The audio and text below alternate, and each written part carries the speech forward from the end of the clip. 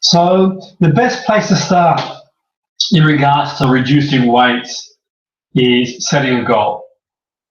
I know you've probably heard that before, the old cliche. We need to have something to aim for. There's got to be a target to aim for. When you're setting the goal needs to be specific to what you want. I use an approach called the LASER approach as an acronym for list the goal in positive tense. What I mean by that is not every favorite wishy-washy positive. Positive, what weight you want to be, what size. Be very specific. The mind does not process a negative instruction really well. If I say, don't think of a blue giraffe, what do you think of? So the exact weight you want to be, size dress, suit. Start with the goal. It's what you want to be. Then we can work our way through the acronym. Attainable. Now, what I mean by that, you don't go to bed one night and wake up in the morning and you're 3 or 4 stone overweight.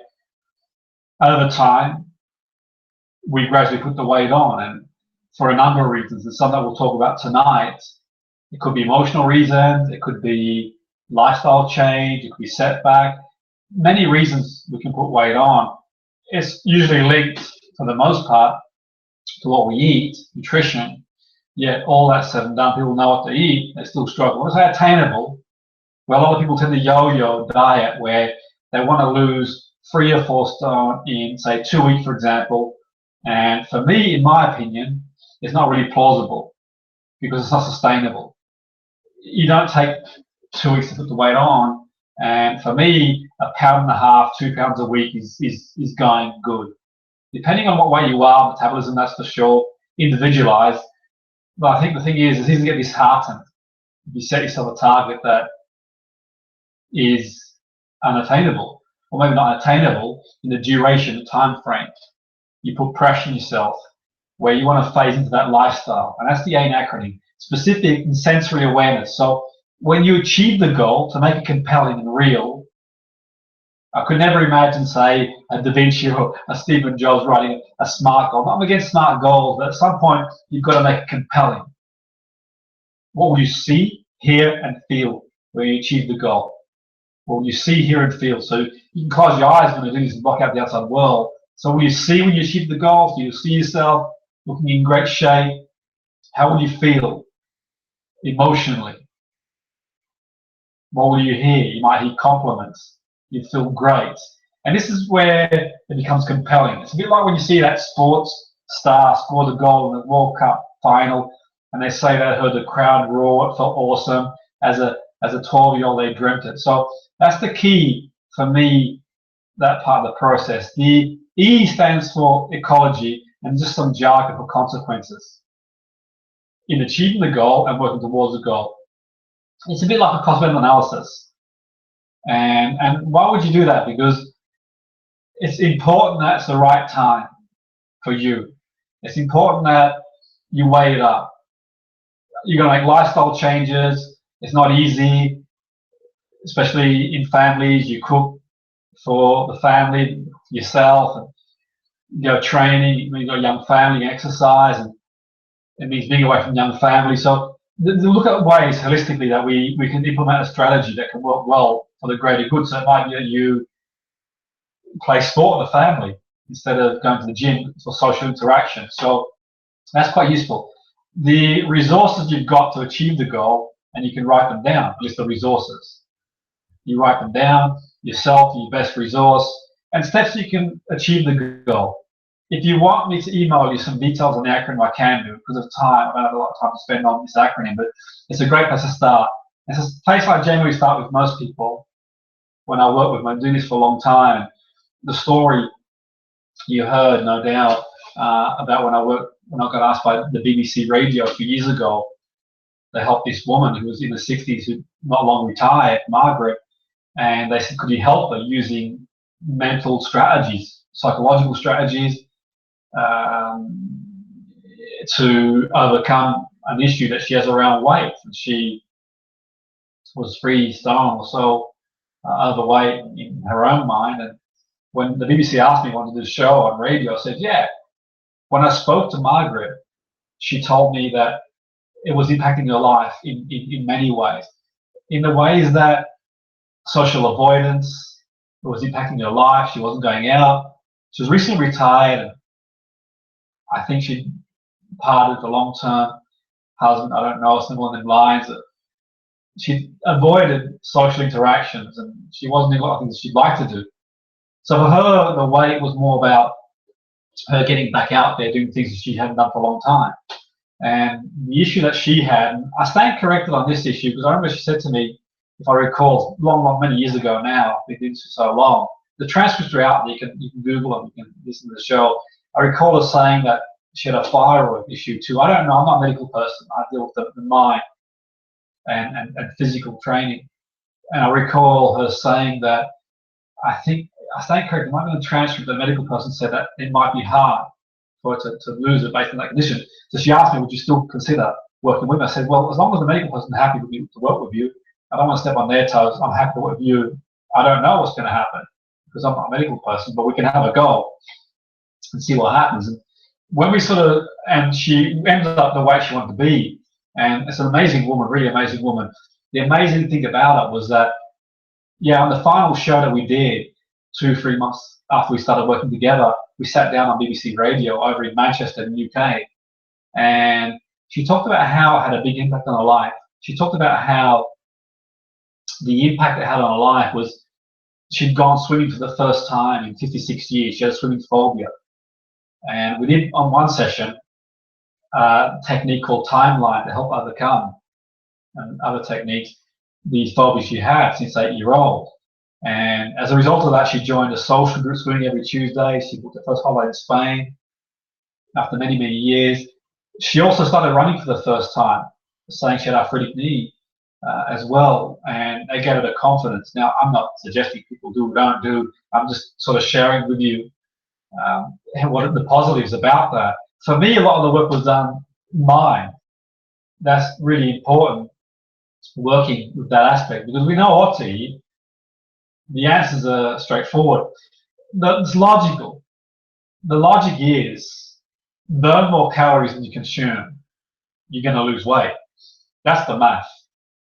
That's the long and short of it. And I think where a lot of people, if I can say, go wrong is that they see it as a pure willpower.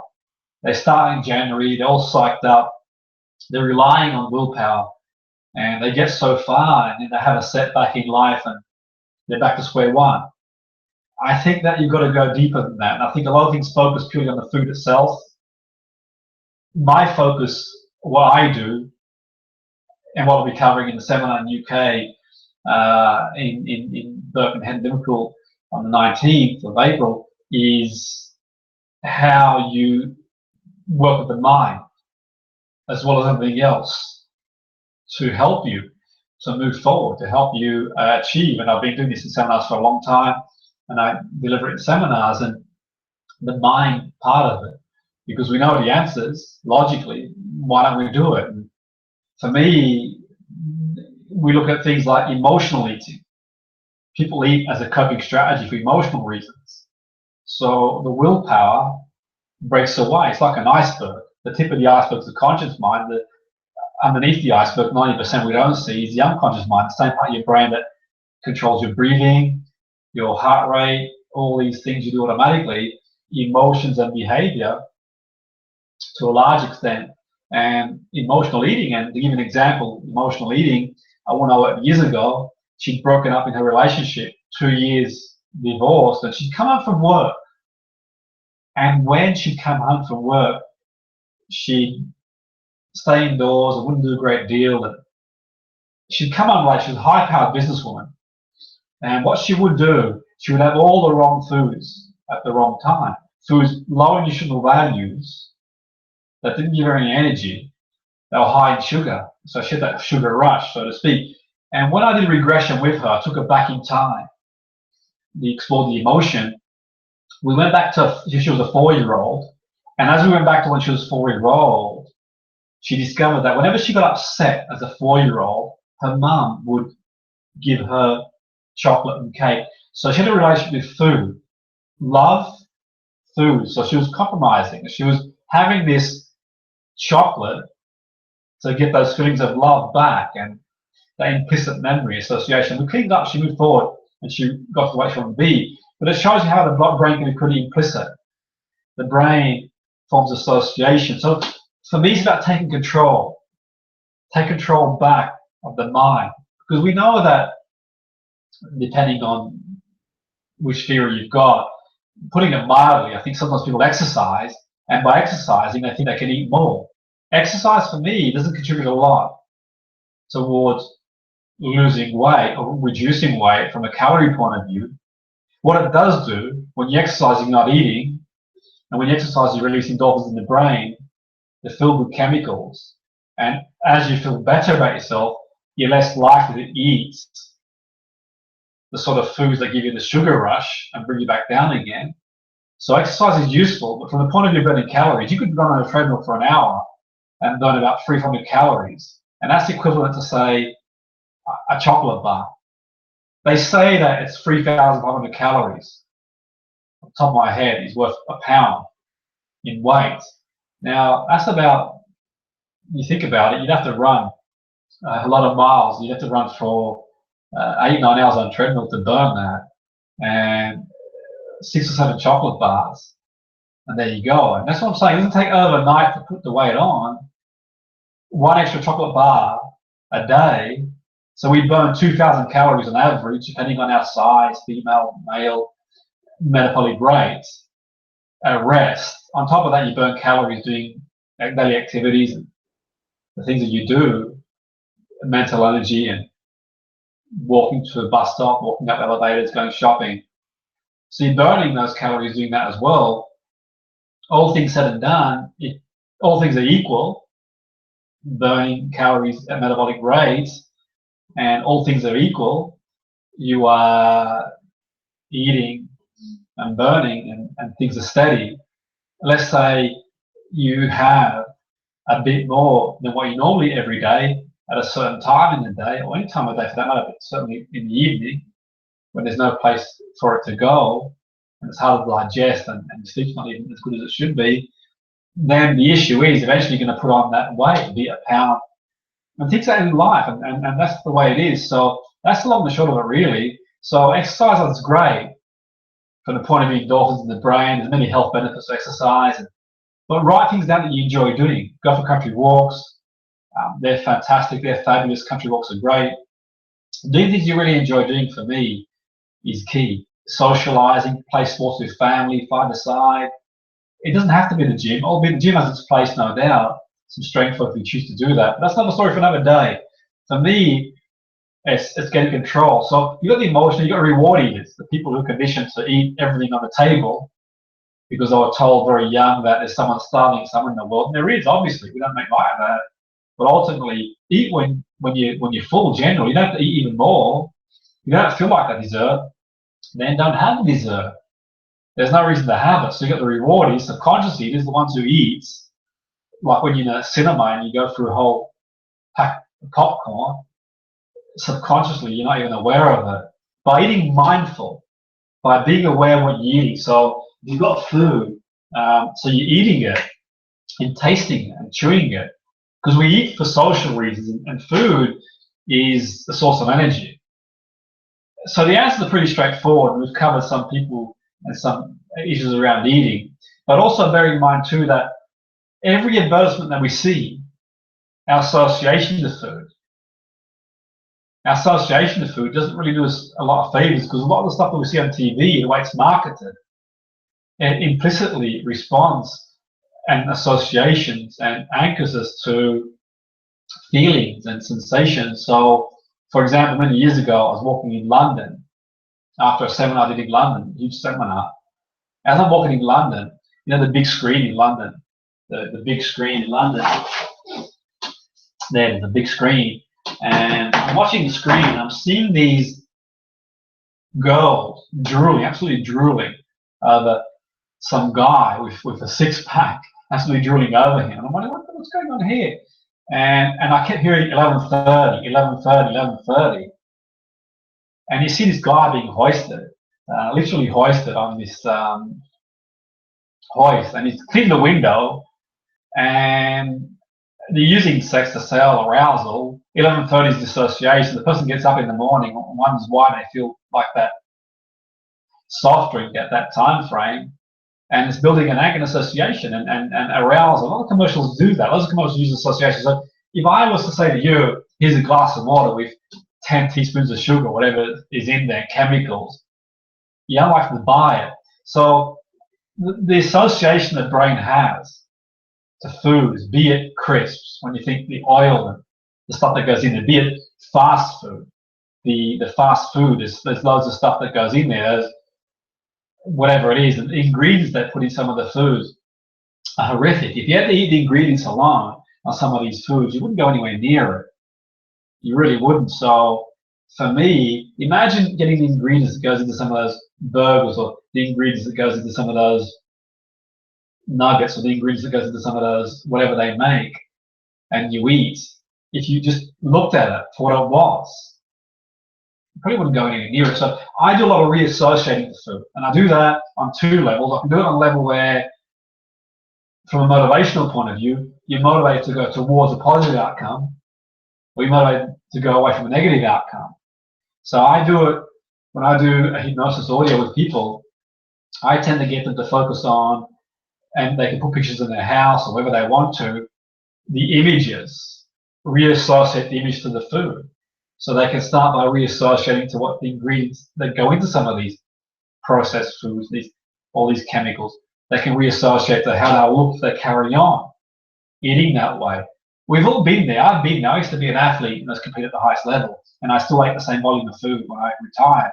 And I put on weight, and I had to make a conscious decision because I took a job in the football club performance coach, and my job was to motivate the highest level footballers in the country, in the UK. And I thought, well, to do that for me, I want to get myself in shape. And it took me a bit of time to get there, and I got there. I had my ups and downs since then, but ultimately in the end, the motivation was there. And I put pictures of myself the way I was looking, the way I used to look, the way I wanted to look, and I reassociated to all those foods. And I started to eat better.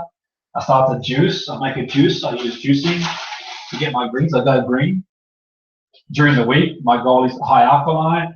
I have lemon water in the morning, lemon water to get the body alkaline, and I have greens, and I put the fruit in there, alkalinity, and I have weekends. Like last weekend, I was doing some seminars, and whilst I was doing seminars, this year I was traveling too. I had loads of gelato, pizza, and this weekend was Easter, and you do have those.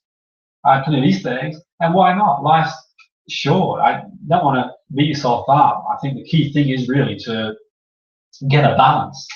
That's the key for me, to get that balance and have compassion for yourself, and be compassionate towards yourself. That's not airy-fairy compassion, wishy-washy. It takes two to tango. And in life, people have babies, they bring children up, they have events in their life, things that go on in their life. So sometimes food is a coping strategy as well as a social element too. So it's not easy. And by being compassionate with yourself, if you eat 2 biscuits in a packet, you're not going to beat yourself up and demolish the whole packet. You'll accept it. I've had 2. It's okay. I'm back on track. And that's the key, to build a process that works for you, that's tangible. Now, there's plenty of things I do with people I work with, plenty of strategies I use. I tailor the approach, whether I use hypnosis, regression, reassociation with food. I also promote exercise. So I work on various levels, the full process. There's not one thing I do with one person. I tend to tailor it. But you're more than welcome to download the iTunes I have. They're educational ones. You can use them, and they might work for some, they might not work for others. It'll depend really, because they're generic. There's nothing venture, nothing gain, nothing else. They're quite chilled out. So you can download those if you want to, if it's appropriate for you. And what I mean by appropriate, is that, like all things, it may not be appropriate for you to do that at a specific time. You might have your own plan in place, or there might be other reasons that it might not be the right thing for you to do. And it's all case formulation. I'm not making recommendations. I'm not suggesting or implying that that's going to work for everybody. But all things being well, yeah, definitely. If you're not sure, about things like hypnosis, then do speak to a medical person, see what they say. This is gentle meditation. Gentle meditation, and people got stigma around hypnosis, which is fair enough. For me, hypnosis, in the way I do it, is an extension of everyday self anyway. A bit like when you first learn to drive a car, first gear, second gear stall, you do it automatically after you've learnt it. You drive something you've been many times before, it's automatic. So when you're reading a book, when you're watching TV, a sunset, you're in a different state of awareness, altered awareness, state of awareness, and we just extend that reality in hypnosis towards where you want to go.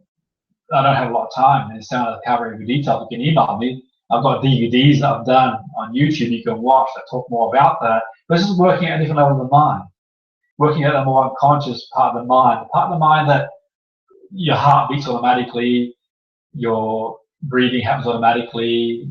Unless I mention it, your feet on the floor, back on a chair, you're not aware of it, you relegate to the unconscious mind. So it's quite useful as well to use that. It helps us to take control of our mind, which is useful. So there are other things that I do for that, and for different people that I will do. So there's no one size fits all.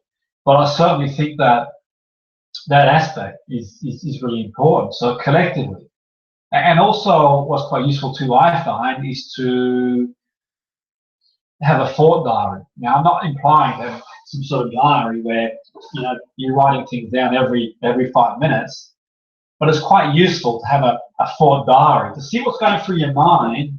To see what's going through your mind when you're eating certain foods. Like I mentioned earlier about the woman who love and her association to chocolate. And I regressed her when she was a 4-year-old. Her mum would give her chocolate whenever she was upset or sad. So it's quite useful just to know yourself. So it might be at work, there's a pattern. Okay, there's a pattern that emerges. So you get stressed at work at a certain time of day, and bang, you're off on one. It's a possibility. And we've all been there. It might be you come home after work, and there may be specific times, and by doing that you replace stuff. So you can replace, say, if you're having a lot of these, or coffee, for example, you might replace it with a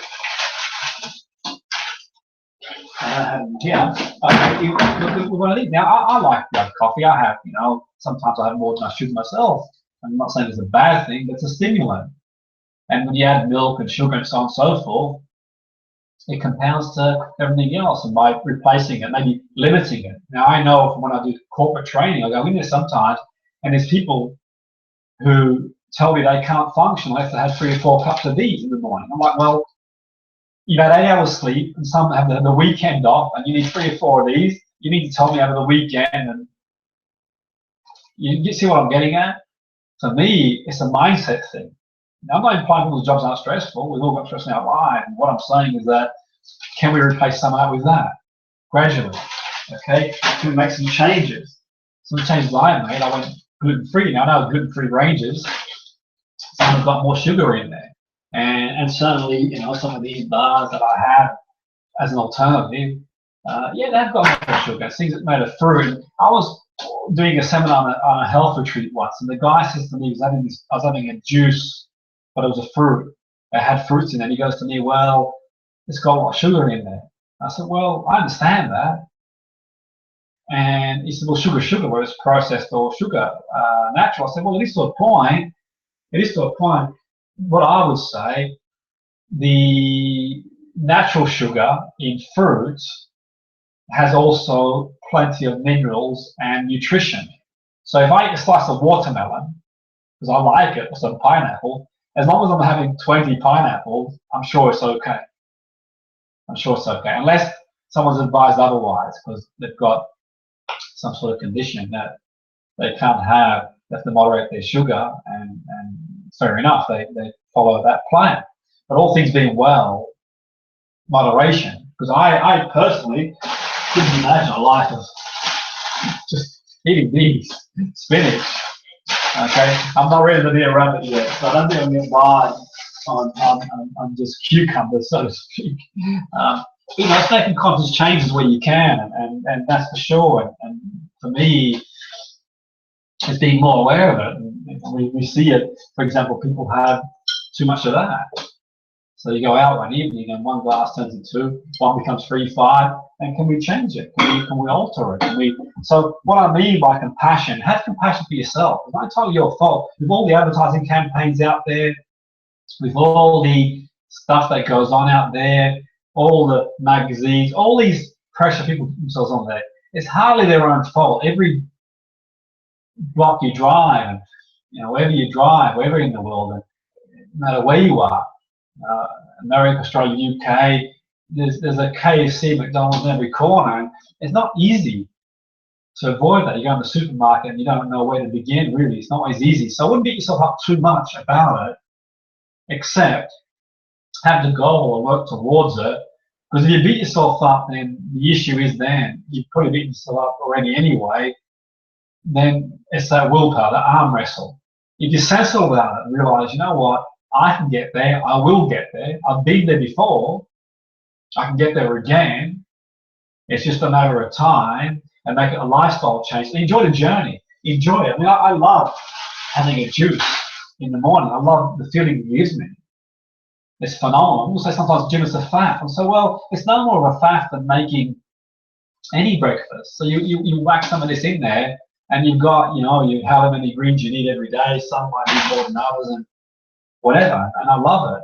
It's fantastic. And have a salad at lunchtime. I live by the 80-20 rule these days. 80% the goal is to eat well. During the week, the goal is to eat well. Big sector every now and again. The goal is to eat well during the week, have salads and so on and so forth. And I suppose you've got to find the food that works for you. Finding food that works for you, because not every food is going to work well for everybody. And that's the key for me. Some people might not agree with some of these foods. It might not work for them, so you got to see what works for you. And if you haven't juiced before, for me, in my opinion, it would make sense to start by eating vegetables first, I would think, anyway, without having to dive in. But collectively, and then on weekend, I have whatever these days. It's fine. I go for a meal, have whatever, socialize. But during the week, eat salads, and I eat raw as well, raw food, so to speak, but I don't always eat raw food. I balance it out. I have various things, and some things are always changing. I have quinoa and grains, and some people say it's not good, it causes inflammation. And I think personally, if you psychologically read, you can find positive, negatives for pretty much everything, and just end up battering your head. Psychologically, I think there's more damage if you sort of, really, and that's why I don't really agree with people who really rigidly focus on food. You know how you feel after you've had it. You know how you feel. It's telling you, I think. And if you're not completely sure, it might be worth seeing someone like a nutritionist or someone to see if you've got any food allergies, someone to see what works for you. It might be worth doing that. So then you've got a list of foods that you can eliminate and have more or less of anyway. But for me, it's foods high in nutritional values. Foods that have high nutritional values and also don't have the dense calories that some of the processed foods have. They're the key areas for me. So just to surmise, to look at is mindful eating, be more aware when you're eating, be even now, just be present in general, enjoy the moment. That's the only moment that we have. Certainly when you're eating, be more in the moment. Some things you can do as well. Exercise is useful for involving in the brain, promotes chemicals, and so on and so forth. Motivational strategies as well. Find out what your why is. Why do you want it? What's the fuel that burns the fire? Why do you want to be in shape? Have you got a goal? Is it a wedding dress? The six-pack on the beach? Is it some health issues? You want to play sport with your grandkids, with your children? You feel more in shape. So find some leverage, your why. Reassociate the food. What do you think of when you think of the food that you're having? And reassociate to the food that you're having, and reassociate the food that's causing you the issues. And I've got videos on that. You can email you on things I do for that. That's quite useful too. Number of strategies you can use. There's not one size fits all for sure. Listen to audios. Do email me. Feel free to email me on info@excelnlp.com. That's info@excelnlp.com. Info, info at excelwrthnlp.com. If you want any resources, I can email you some iTunes stuff that I've got, the information seminar, because we pretty much run out of time now. And have that goal that you work towards, and enjoy the journey. Enjoy it. Make a lifestyle change. Imagine how you'll feel when you feel great, when you're in your best shape and the best shape that you can be. Enjoy the journey. That's the best thing I would suggest, really, going forward, and make it a lifestyle change. Make it something that you sort of make that nice transition to, in adverse to that battle that people have around weight. Just make it a nice transitional lifestyle change, and then with passion, boom.